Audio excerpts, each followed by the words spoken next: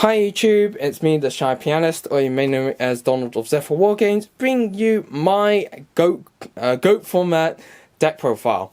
So, for all of you who don't know about GOAT format, it's a format where GOAT Control was the main meta deck, and there was a lot of variety decks that you could play in back then. But yes, GOAT Control with the whole Scapegoat, and then Metamorphosis, changing one of your GOAT tokens into Thousand Eyes Restrict was the main way to play, or go-to deck to play in that format. This format is also is the April 2005 ban list, so it's a very fan favorite format for a lot of duelists out there, and it's considered one of the best ones for what we had. So, as you can probably see for the title, this is going to be an anti-meta burn. I'm basically decided when I was asked to make a GOAT format deck, I thought I don't want my opponent to summon scapegoats, so how do I do it? So this is deck 56, GOAT format. Let's get straight into the deck profile. I keep saying that, but yeah, as always, the card sleeves are standard size, as with all my other ones. And yes, this is a deck made for fun, but you might be seeing a bit degenerate for what this deck does in GOAT format. Onto the deck profile. So we have Triple Stealth Bud. This is your main burn monster. Back then, we didn't have Raigeki, or Raigeki was banned, and like Lightning Vortex and Torrential Tribute were the sort of main ways to destroy your opponent's monsters. And Stealth Bud just gets around Lightning Vortex because it flips itself face down, so it just manages to avoid one of those. And yes, Dark Hole was also banned as well. Yeah. Other monsters we have, I played the one Air Knight Parseth because you can actually just, for its ability to beat Overstaff, and then obviously draw a card when you flip battle damage. I played the 2 Magician of Faith and the 2 Mask of Darkness, just obviously to recur spells and traps, because it's very potent in this deck, unlike more so than other decks in GOAT format. And for limited monsters, there are going to be a few, so I'm just going to go through them one by one. So BLS, Envoy, just one of the biggest beat sticks and best monsters in back then. Demok, because we have the effect where on summoning it adds back a spell and then banishes any monsters it destroys by battle.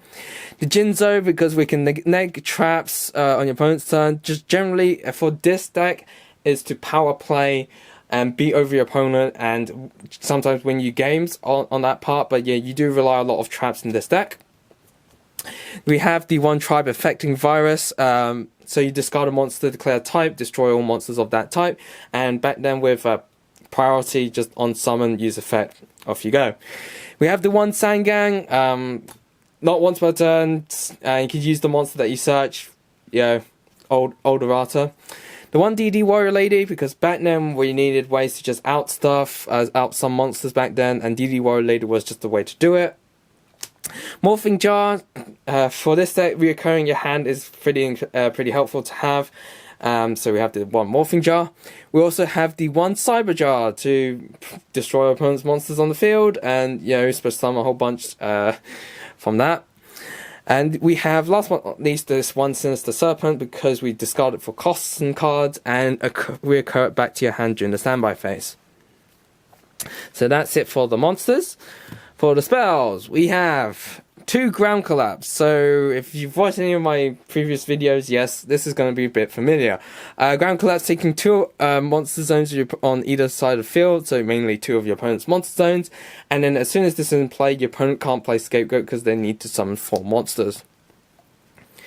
For more burn, we are playing Triple Wave Motion Cannon, the OG burn card of the era.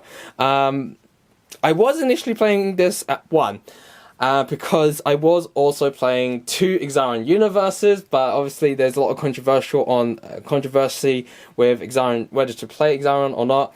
So I opted out, if people are just going to complain about it, I'll just take it out and put 2 more Wave Motion Cannon in. Yay. So yeah, Triple Wave Motion Cannon. last one, for more spells, I played the one Brain Control. You can play this back then. You can play this at 3, which was quite nuts. But I don't really rely on them establishing a presence with monsters. So yeah, that's just having the one is fine. For limited spells, we have the one Pot of Greed. What does it do? I have no idea.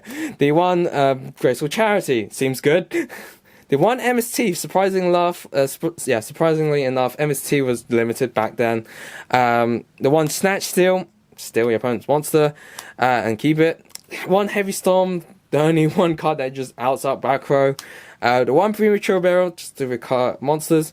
Swords of Ravine Light, which, funnily enough, was at 1, so yeah, still was a thing.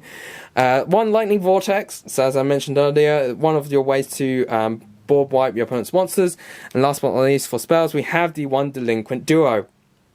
So just ripping cards from your opponent's hand by paying 1,000. So that's it for the spells. For the traps, we are playing, you might have guessed already, Triple Ajama Trio.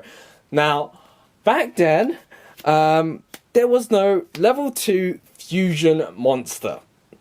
From what I can recall, the only level 2 fusion monster now that we have in whole of Yu-Gi-Oh! Is Time Magic Hammer.